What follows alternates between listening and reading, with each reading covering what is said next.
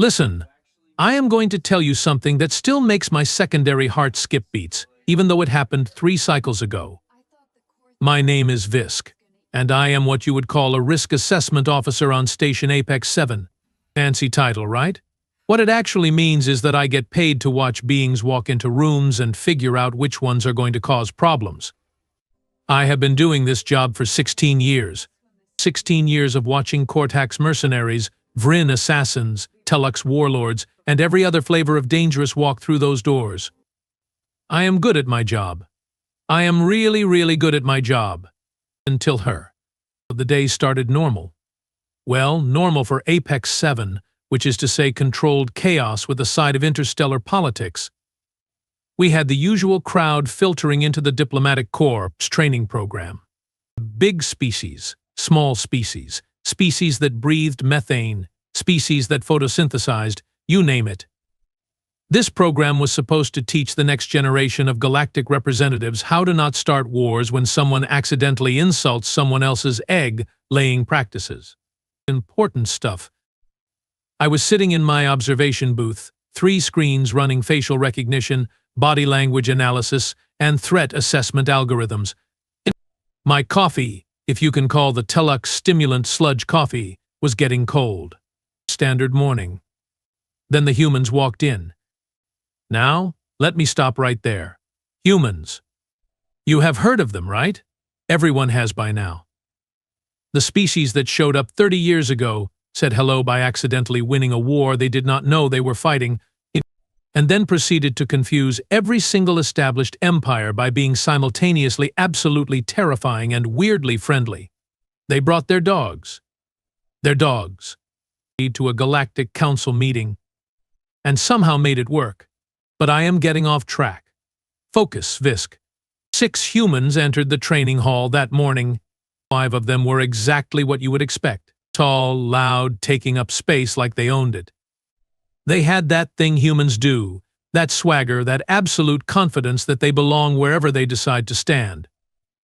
The males were big, shoulders like they were built to ram through walls. The females were not much smaller. All of them moved like violence was an option they had considered and dismissed, but could reconsider at any moment. They clustered together near the front rows, laughing about something, slapping each other on the shoulders the way humans do when they are being friendly, which looks exactly like the way they do it when they are about to start a fight. Confusing species. Wonderful, but confusing.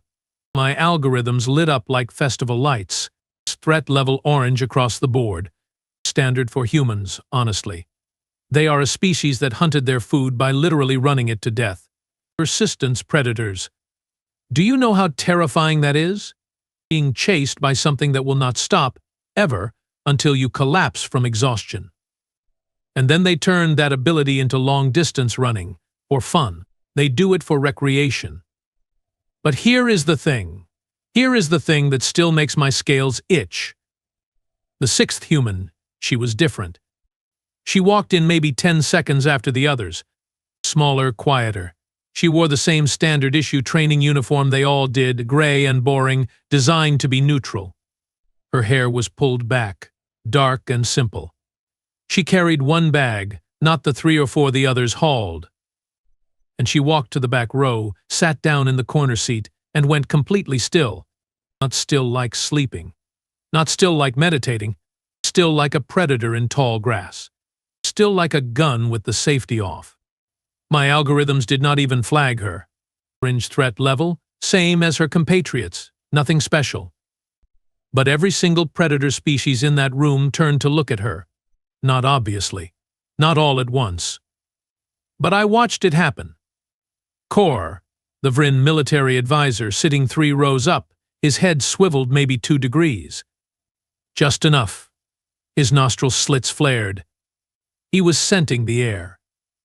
Thune, one of the Cortax combat instructors, her pupils dilated. She leaned back slightly, fractionally, creating distance without seeming to move. Even Rix, and this is what really got me, even Rix, the Dralix philosopher, who had not been in combat for 40 years and mostly ate plants, even he shifted his bulk to keep her in peripheral vision. Every single predator And she just sat there, hands folded on her desk, face calm, looking at nothing in particular. I pulled up her file. Maya Trent, age 24 in human years, whatever that means. Born on Earth, Colony World, New Manitoba. No military service, which was unusual for humans entering diplomatic training. Educational background in, and I am reading this correctly, anthropology and behavioral psychology. Her entrance scores were good, but not exceptional. She had a note in her file from the initial physical assessment that said, quote, adequate physical fitness for program requirements, end quote. Adequate. Right. I flagged her file and sent a query to Jella, my supervisor. Subject Trent, human, back row. Predator response unusual. Recommend observation. Jella messaged back within seconds. You feeling okay, Visk? Algorithms show standard human parameters. Trust me on this one. Fine. Tag her for secondary monitoring. But if this is another one of your hunches, I am making you clean the methane tanks. Fair enough. My hunches had a 70-30 success rate. Which sounds bad until you realize that 30% of the time I was wrong. Nothing happened anyway. But 70% of the time I was right. People did not die. Good trade. The orientation began. Commander Prex, a Telux with more medals than sense, started his speech about duty, honor, excellence, all the usual nonsense.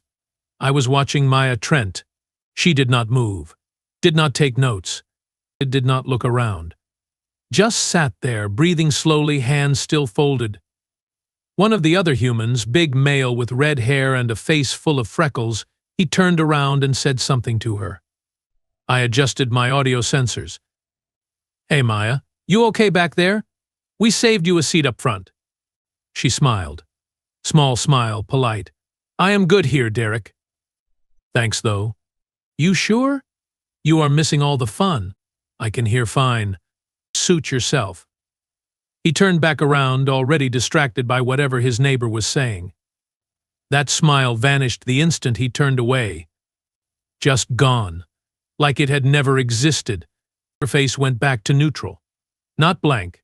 Neutral. There is a difference. Blank means nothing is happening. Neutral means everything is happening but you cannot see it. An hour into orientation, they broke into smaller groups for initial assessments. Physical evaluation, psychological screening, skills testing, a standard procedure. The humans naturally grouped together, still laughing, still loud. Maya stood up, stretched. Normal movement, nothing unusual. She picked up her bag and walked toward the testing wing. I switched to mobile monitoring, following her on the camera feeds. She walked past a group of Korthaks. 3 of them, all males, all combat trained. The one on the end, he stepped back. Just one step. Created space.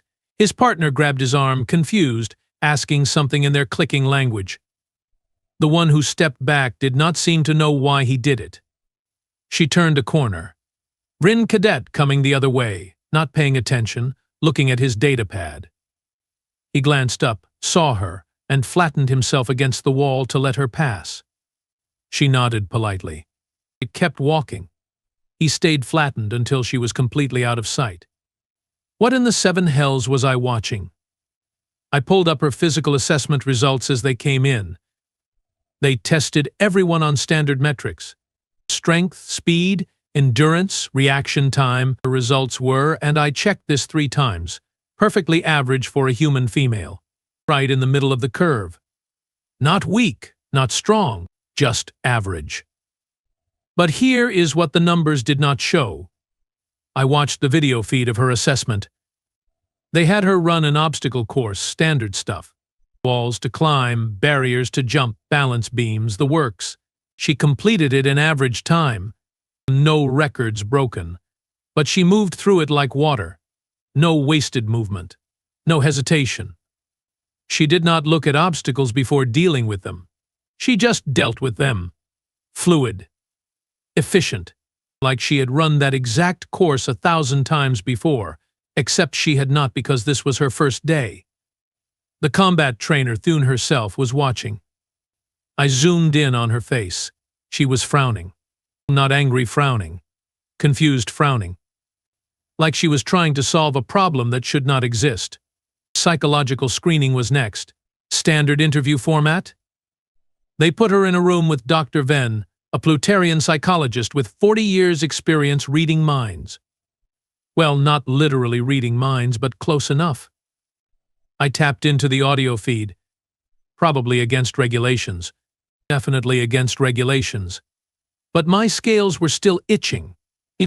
Dr. Venn, in his slow, careful way, Miss Trent. Welcome. Please sit. Make yourself comfortable. Maya sat. Same stillness. Thank you, Doctor. How are you finding the station so far? It is impressive. The architecture is remarkable. Are you nervous about the program? Moderately, but that seems appropriate given the circumstances. Tell me about your background. Why diplomacy? She paused. 2 seconds. Exactly 2 seconds. I believe communication prevents conflict. I am interested in preventing conflict. Noble goal. What makes you think you will be good at this? Another pause. Same length. I understand behavior. People are predictable when you pay attention. Are they? Dr. Venn leaned forward slightly. He was interested now. I could tell. What am I thinking right now, Miss Trent? She smiled. Different smile than before. This one reached her eyes. You are thinking that I am too calm, that my effect is flat. You are wondering if I have some form of emotional regulation disorder, or if I am simply controlling my responses. You are trying to decide if I am hiding something, or if this is just who I am. Silence. Dr. Venn sat back. That is quite perceptive, you asked. Indeed I did. Tell me, Miss Trent. Are you hiding something? Everyone hides something, Doctor. The question is whether what I am hiding is relevant to my ability to perform in this program. And is it? No. He asked her 12 more questions. Standard psychological screening stuff. She answered all of them calmly, precisely, giving exactly enough information to be compliant, but never more than necessary. Her heart rate, which they were monitoring, stayed perfectly steady. No spikes, no variation, just steady. That is not normal. You know what keeps a perfectly steady heart rate during a psychological evaluation? Someone who has done it before. Many times before. Or someone who has such complete control over their physiological responses that they can regulate it consciously. Neither option was in her file. I sent another message to Jella. Something is wrong with subject Trent. Wrong how? I do not know yet. But watch her. Visk, her scores are average. Her interviews are normal. But you are seeing ghosts. Then why did every predator in the room track her? No response for a full minute. Then, keep watching. Document everything. I will review at end of shift. The day continued. Group exercises began. They split the cadets into mixed species teams, standard protocol for diplomacy training.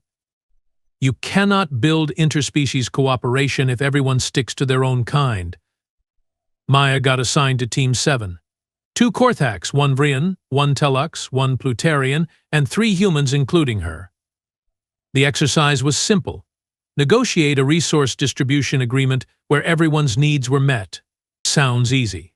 It is not. Species have different requirements, different values, different communication styles. Most teams took hours and still failed. I watched Team 7 gather in their assigned room. The Korthaks immediately tried to dominate standard behavior for them. The Vrin countered with logic. The Telux wanted procedural order. The humans, typical humans, wanted to just talk it out. Maya sat at the edge of the group, said nothing. Just watched. The argument got heated. Not violent, but loud. The Korthaks was clicking aggressively. The Vrin was hissing. One of the human males, Derek again, was trying to mediate but mostly just making it worse because he kept interrupting everyone. Then Maya spoke. Stop, 1 word. Quiet. Not loud. Not aggressive. Just stop. Everyone stopped. She looked around the table, made eye contact with each of them. This is inefficient. We are arguing about positions instead of interests. Core, you need high-protein rations. Rix, you need specific mineral content. Thex, you require regular scheduled distribution. We can meet all of these needs if we structure the agreement correctly. Derek, stop talking for 60 seconds. Everyone else, I am going to propose a framework. If it does not work, we modify it. Agreed? Agreed? They all, and I watched this happen, they all nodded. She outlined a distribution system in maybe 3 minutes. Calm, methodical, addressing each species' actual needs instead of their stated demands. It was, honestly, brilliant. Not because it was complex, because it was simple. She cut through all the noise and found the actual problem, then solved it. Team 7 finished their negotiation in 15 minutes. 15. The next fastest team took 2 hours. Boone, who was observing the exercises, pulled Maya aside afterward. I enhanced audio again. That was well done, cadet. Thank you, instructor. You have negotiation training? Some. Informal. Family business? Something like that. What do your parents do? Maya smiled. That other smile again. The one that reached her eyes but somehow made her look more dangerous, not less. They taught me to pay attention. Thune did not push. I saw her make a note on her datapad. End of day 1. The cadets were dismissed. Everyone filed out, tired, excited, nervous. The humans clustered together again, making plans for dinner. Derek called back to Maya. You coming? In a minute. I want to review the schedule for tomorrow. Always prepared. All right, we will save you a seat. They left. The hall emptied. Maya sat there for another 5 minutes, completely still, looking at nothing. Then she stood, walked out, alone. I tracked her on cameras. She went to her assigned quarters, small room in the human wing. Went inside. Lights on. I could not see inside, obviously, privacy protocols. But I could monitor hall cameras. 20 minutes later, she came back out, changed clothes, exercise gear. She walked to the station gym, public facility, open to everyone. At 2300 hours station time, the gym was mostly empty. 2 Telux lifting weights, 1 Plutarian on a running track. Maya went to the combat training section. Empty at this hour. She started drilling. And I do mean drilling, not exercise, drilling. Precision strikes against the practiced dummy. Footwork patterns, defensive movements. I am not a combat expert, but I know enough to recognize training when I see it. She worked for 90 minutes. Never stopped. Never slowed. Just constant movement. When she finished, she was barely breathing hard. She went back to her quarters. Lights off at 0100 hours. I compiled my report for Jella. Subject Trent displays anomalous behavioral patterns. Predator species show avoidance response despite subject presenting no obvious threat indicators. Subject demonstrates advanced negotiation skills not reflected in educational background. Subject shows evidence of extensive combat training not documented in file.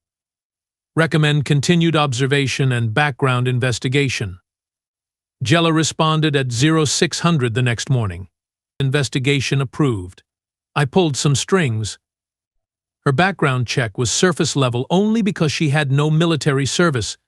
Requesting deep scan. Results in 48 hours. Meanwhile, yes, keep watching her. Day 2 started the same. Orientation, lectures, more group exercises. Maya, back row, silent, still. But now other people were noticing. I was not the only one watching anymore.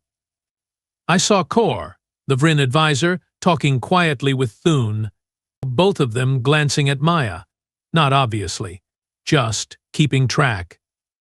I saw the Korthax from her team making excuses to not stand near her. I saw other humans starting to give her space without seeming to realize they were doing it. And Maya? She acted like nothing was happening. Polite. Helpful when asked. Quiet when not. Perfect to dead behavior, except for the stillness. That predator stillness. Day 3. Advanced scenario training. They put the cadets in a simulation. First contact scenario. Unknown species. Unknown intentions. Figure out if they are friendly or hostile and respond appropriately without starting a war. Most teams failed spectacularly. Some assumed friendly and got virtually killed. Some assumed hostile and started virtual wars. Standard curve for this exercise. Team 7, Maya's team, they approached it differently. Because Maya asked one question at the start. What do we actually know? They worked from evidence. Built a profile. Tested hypotheses carefully. When the unknown species showed signs of aggression, they did not respond with aggression. They responded with de-escalation while preparing for defense. When the species turned out to be testing them, evaluating whether humans and their allies could be trusted, Team 7 passed because they showed restraint and intelligence. Perfect score. First time in 5 years any team got perfect score on that scenario. Commander Prex himself came to observe. Impressive work, Team 7. Who led this approach? Derek, bless his honest human heart, pointed at Maya. She did, sir. She kept us focused. Prex looked at Maya. Really looked. Interesting.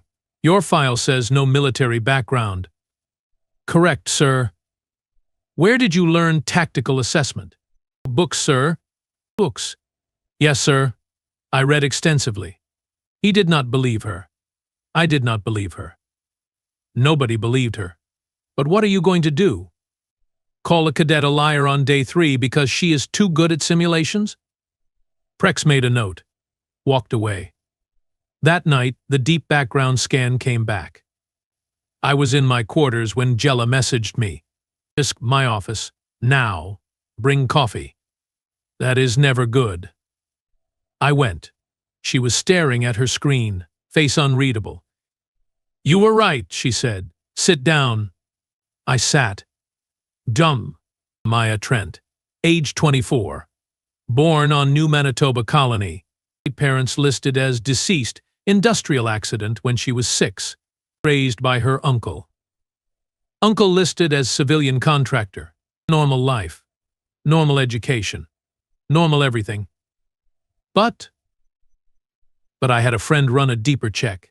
Facial recognition through every database we have access to. Guess what we found? What? Nothing. No matches. At all. Before age 6, Maya Trent does not exist. My scales went cold. Identity fabrication? Maybe. Or maybe her parents really did die and records were incomplete. Colonial bureaucracy is terrible. But here is the interesting part. That uncle? Civilian contractor is technically true. He contracted with the Human Colonial Marines, Special Operations Division, Psychological Warfare Section. Oh. Oh no. It gets better, Jella continued. I pulled his file. He is retired now. But during his service he specialized in interrogation resistance training and counterintelligence. He taught Marines how to withstand torture and detect enemy agents. And he raised her, I said quietly, for 18 years. From age 6 to 24. That explains the control. The stillness. The way she reads people. It might explain more than that. Jella pulled up another file. Her entrance application. She applied through the standard civilian track. But guess what her stated career goal is? Diplomacy? Conflict resolution in high-risk scenarios. Specifically, she wants to work in first contact situations with potentially hostile species. We looked at each other. She is not here to learn, I said. She already knows. She is here for credentials. Or cover. You think she is intelligence? Jella shrugged. I think we have a 24-year-old human woman who was raised by a psychological warfare specialist who moves like a ghost, who makes predators nervous without doing anything obvious, who is better at negotiation and tactical assessment than people twice her age with actual military training. What do you think? I think we should be very, very careful. Agreed. Keep watching. Document everything. And Visk. Do not, under any circumstances, let her know we are investigating. Because if she is what I think she is, and we spook her, we will never see her coming. I went back to my observation post, pulled up the camera feeds, found Maya. She was in the gym again. Late night. Alone again. But this time she was not drilling. She was dancing. Slow. Graceful. Beautiful. Completely at odds with the combat training I had seen before. She moved like water, like wind, like something that could not be caught or contained. And then, right in the middle of a spin, she stopped, turned, looked directly at the camera, smiled. That smile, the dangerous one. She knew we were watching. Maybe not the investigation, but the cameras, the observation. She knew. She waved. Small wave. Friendly. Then she went back to dancing. My blood went cold in my veins. For tomorrow, and I had absolutely no idea what was going to happen. But every instinct I had, every warning sense in my predator brain, was screaming the same thing. Be very, very careful with this one. Because Maya Trent was not what she seemed. And neither, I suspected, were her intentions for being here. Day 4 began with me not having slept at all. You try sleeping when you know someone knows you are watching them and they do not care. Actually, worse than not caring. She was amused. That wave. That smile. She was amused. Yawn. I showed up to my observation post early, coffee equivalent in hand. 3 screens running. Jella had assigned 2 more observers to help me. Krell, a Dralix with pattern recognition skills that made computers jealous. And Tess, a human actually, former military intelligence herself. If anyone could spot another intelligence operative, it would be her. So, Tess said, settling into her chair with her own coffee, real earth coffee that smelled like burnt dreams and tasted worse, we are babysitting the scary quiet girl? Something like that, I replied. I read the file. Uncle in PsyOps. No background before age 6. Perfect control. Makes predators twitchy. She sipped her terrible coffee. Yeah, she is one of ours. One of yours? Intelligence asset. Maybe not official, but trained. Definitely trained. You do not get that kind of control without years of conditioning. She pulled up Maya's psychological profile. Look at this. Heart rate variability. Normal humans? All over the place. Stress, excitement, fear, it all shows. Her? Flat line, that is not natural. That is trained. Krell rumbled from his station. Subject entering common area. Multiple cadets present. We watched the feeds. Maya walked into the breakfast hall. Normal morning. Cadets getting food, socializing, preparing for the day. The loud humans were at their usual table. Derek saw her, waved. Maya. Over here. She smiled. The polite one. Got her food, walked over. But here is what I noticed. Here is what my 3 screens, my algorithms, my 16 years of experience noticed. She walked a path that kept her back never exposed. She sat in the chair that faced the entrance. She positioned herself so she could see every exit. And she did all of this while looking completely casual, like she just happened to choose that spot. Tess noticed too. Textbook tactical seating. She does not even think about it anymore. It is automatic. The conversation at the table was typical human chaos. Loud, overlapping, everyone talking at once. Maya ate her food slowly. Listened. Spoke occasionally. Short responses. Asked questions that made other people talk more. She is profiling them, Krell observed. Each question targets personality assessment. He was right. She was not making small talk. She was gathering data, learning how they thought, how they reacted, what motivated them. And they had no idea. They thought she was just quiet, just listening, just being friendly. The Day 4 schedule was combat training, not serious combat, basic self-defense. Every diplomat needed to know how to protect themselves in case negotiations went badly, which they did, often. The instructor was Thune. She did not look happy. I enhanced audio on the training room. Today we cover hand-to-hand basics. I do not expect you to become warriors. I expect you to survive long enough to run away. Fighting is Plan Z. Running is Plan A. Understood? Chorus of affirmatives. Pair up. Mixed species where possible. We start with basic stance and movement. The cadets paired off. Maya got partnered with one of the Korthaks. Big male. Probably outweighed her by 80 kilos. He looked uncomfortable. Not scared. Just uncomfortable. Thune walked them through basic defensive postures. How to protect vital areas. How to create distance. How to break holds. Standard stuff. Now we practice.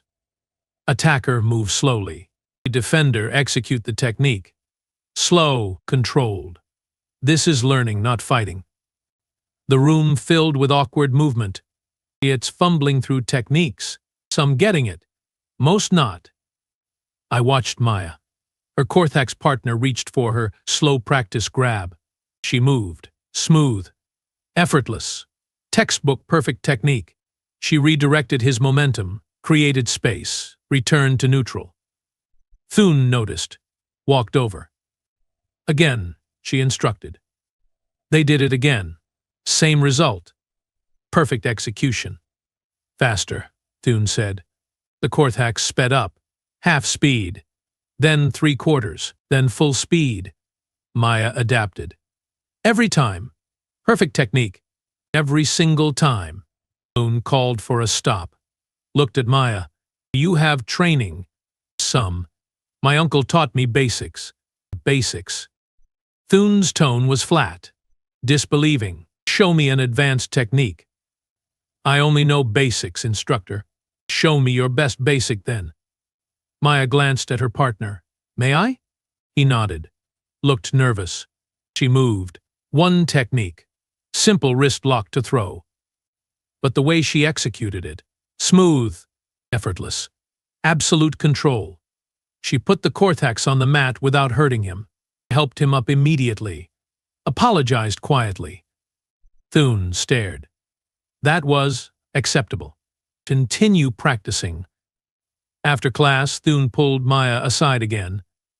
I watched on cameras. Who trained you? My uncle. I told you.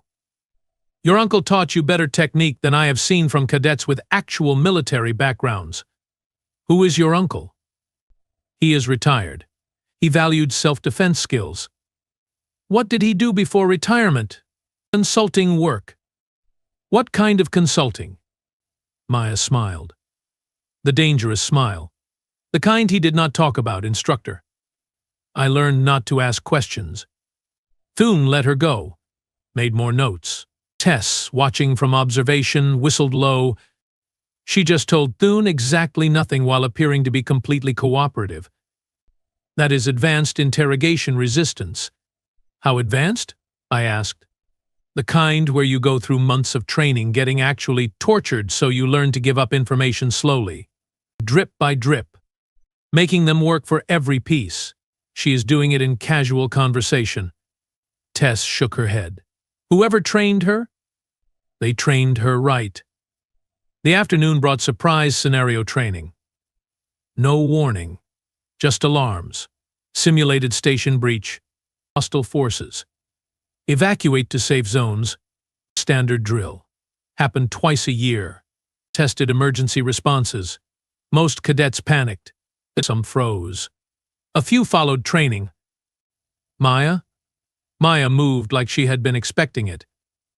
While everyone else was looking around confused, asking questions, waiting for instructions, she was already moving, not running, walking quickly, purposefully, toward the designated safe zone for her section, but not the shortest route.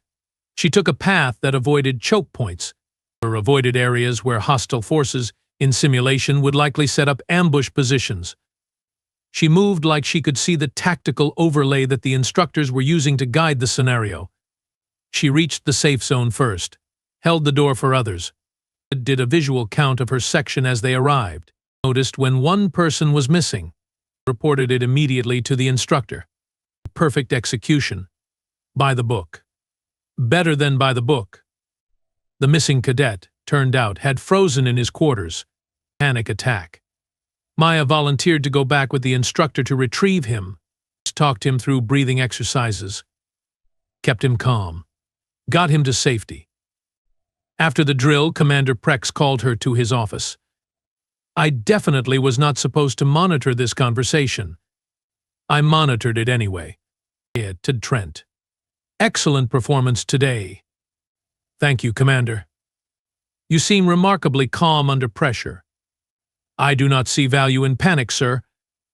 No, I suppose you would not. He paused. I could see him on camera studying her. Your file is interesting. Sir? It says very little, which is, in itself, saying something. I am not sure I understand, sir. I think you understand perfectly. But I am not here to interrogate you. I am here to make an offer. Her posture did not change. But I saw it. Tiny shift. Fractional increase in attention. Prex continued, we have a specialized program. Advanced diplomatic training. Very small class. Very specific skill set. We look for people who can operate in, shall we say, complex scenarios. First contact with unknowns. Hostile negotiations. Situations where standard diplomacy is insufficient. That sounds challenging, sir? It is. It is also dangerous. Real danger. Not simulations. The mortality rate for graduates is higher than we would prefer. Why are you telling me this? Because you are the kind of person we need. Calm, controlled, capable, aware. You see things others miss. You adapt without hesitation. These are valuable traits. I am only 4 days into basic training, sir. And you have performed at a level consistent with graduates of advanced programs. I checked. Every instructor has flagged you as exceptional, even when you are clearly holding back. Silence. Knee. So here is my offer. You can continue basic training, graduate in 6 months. Get a nice, safe diplomatic posting somewhere boring. Or you can transfer to the advanced program. Start immediately. Face challenges that will either break you or forge you into something remarkable. Your choice. May I think about it, sir? You have 24 hours. Dismissed. Maya stood, saluted, left. Tess was grinning. They want to recruit her for the scary diplomat program. The ones they send into active war zones. And she was not surprised, Krell observed. No physiological response to the offer. Because she was expecting it, I said quietly. This is why she is here. Not for basic training. She wanted to get noticed. But why? Tess frowned. If she is already trained, if she is already capable, why go through the program at all? Good question. Really good question. That night I followed her on cameras again. She went to the gym. Same routine. Combat drills. Precise. Perfect. Then she stopped, turned to the camera, spoke directly to it. I know you are watching Visk. I know you have been watching since day one. I do not mind. You are good at your job. But you are asking the wrong questions. My blood froze. She knew my name. She knew it was me specifically watching. She continued, talking to the camera like we were having a conversation. You are asking who I am, what I am, why I am here. Those are fine questions. But the better question is, what am I trying to prevent? She sat down, cross-legged, comfortable. Like this was completely normal. 3 months ago, I intercepted intelligence. Not officially. I am not official anything. But I have connections. This intelligence indicated a potential threat to the Galactic Diplomatic Corps training program. Specifically, where? To this station. A group that wants to destabilize human integration into galactic society. They plan to attack during training, make it look like humans are dangerous, uncontrollable, not fit for diplomatic roles. My hearts were both racing. I messaged Jella immediately. Get Prex, get security, now. Maya kept talking. I could have reported this through official channels, but I have no official standing, no credentials, no proof, just intelligence from sources I cannot reveal. No one would believe me, so I did what I do best. I adapted. I got myself into the program. I positioned myself to be noticed, to be recruited for advanced training. Because that program, that is where they plan to strike. 2 days from now, during the first field exercise, Jella burst into observation. Prex right behind her. We pulled up the feed. Maya was still talking. I am telling you this now because you have been thorough. Visk, you dug into my background. You noticed anomalies. You are going to brief your superiors. This saves time. So here is what I need.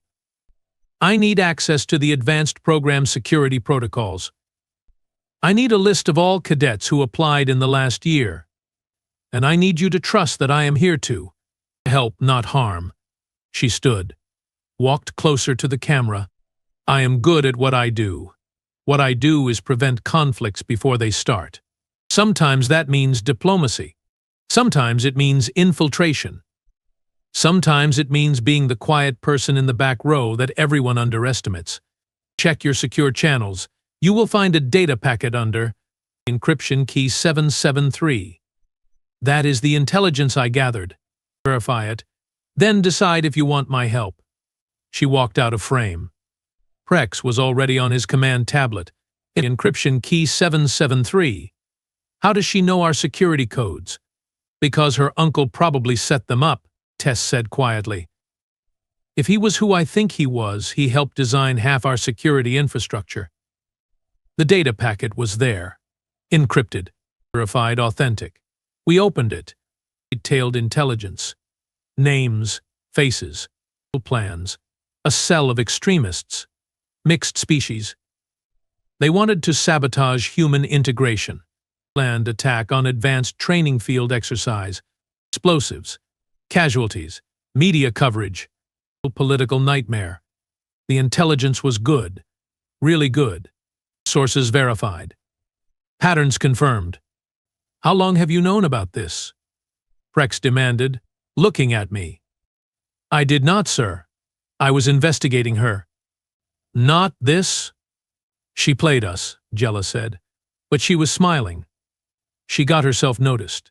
Got us to investigate. Knew we would find enough to worry but not enough to understand. Then she revealed herself on her timeline, with evidence. With solutions. Is she human intelligence? Prex asked. Tess shook her head. I do not think she is anyone's intelligence. I think she is freelance. Very well-trained freelance. Acting on information she gathered independently. Why? Because, I said slowly, understanding clicking into place. Her uncle raised her to prevent conflicts. Taught her everything he knew. Then probably died or retired, leaving her with skills and no official outlet. So she uses them anyway, because it is what she knows how to do. Prex made a decision. Bring her in now. I want to hear this from her directly. They found her in her quarters, reading, calm. Like she had not just dropped an intelligence bomb on station security. She came to Prex's office without protest, sat down, waited. Explain, Prex said. So she did. Calmly, methodically. She had sources. People her uncle knew. People who trusted her because they trusted him. She heard about threats. Investigated, confirmed. then positioned herself to intervene. "Why not just report it?" Prex asked. "Would you have believed me? 24-year-old civilian with no credentials, no clearances, claiming she has intelligence on a terrorist cell? You would have investigated me, found nothing official, and dismissed it. People would have died. So you infiltrated the training program." "I applied legally, scored well enough to be accepted, then performed well enough to be noticed. I knew your risk assessment protocols. I knew Visk would flag me, knew you would investigate. I knew you would find anomalies that would make you pay attention. You manipulated us. I provided you information in a context where you would take it seriously." "Yes." Prex was quiet for a long moment. "The attack. You can stop it? If you give me access to the protocols. If you let me work with your security team. If you trust me. Yes, I can stop it. And if I do not," she met his eyes, "then I stop it anyway. But more people probably die, including me. Your way is cleaner." He laughed. Actually laughed. "You have steel nerves, girl. I learned from the best. Your uncle. Who was he really? Marcus Trent, human colonial marines, psychological operations. Retired. Died 2 years ago. Heart failure. He spent his last years teaching me everything he knew. Because he said the galaxy needs people who can see threats coming and stop them quietly. He was right.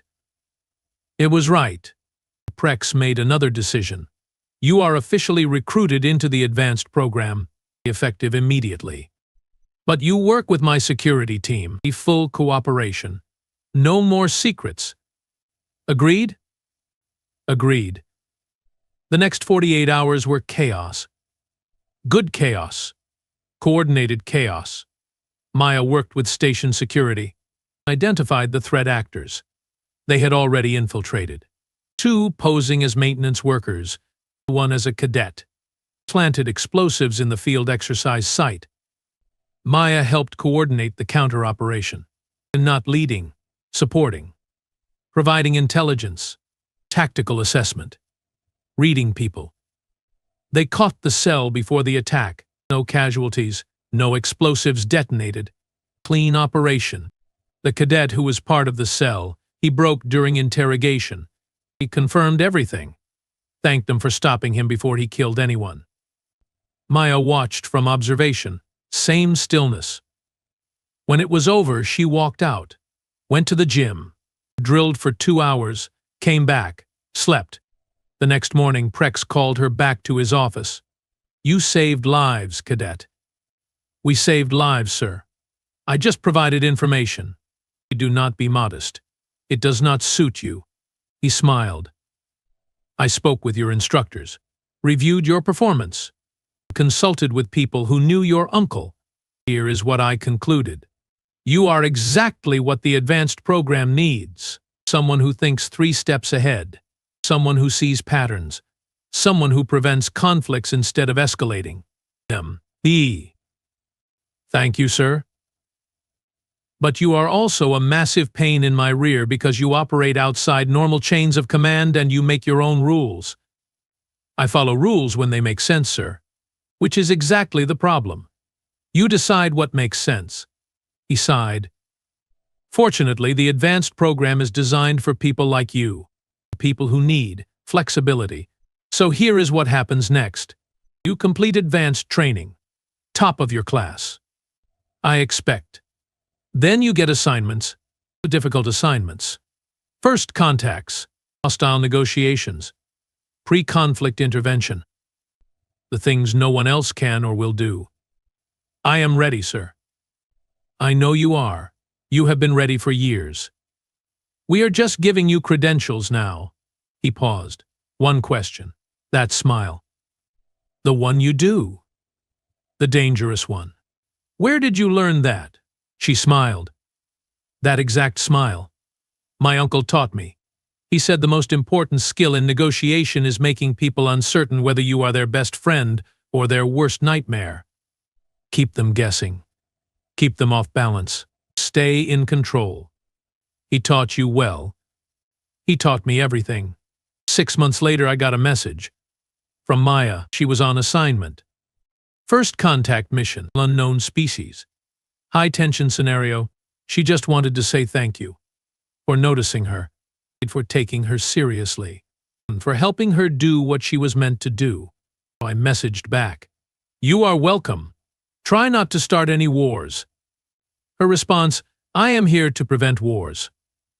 But if I have to start one to prevent a bigger one, I will." Calculated risks. My uncle's favorite phrase. That is Maya Trent. Human. 24 years old.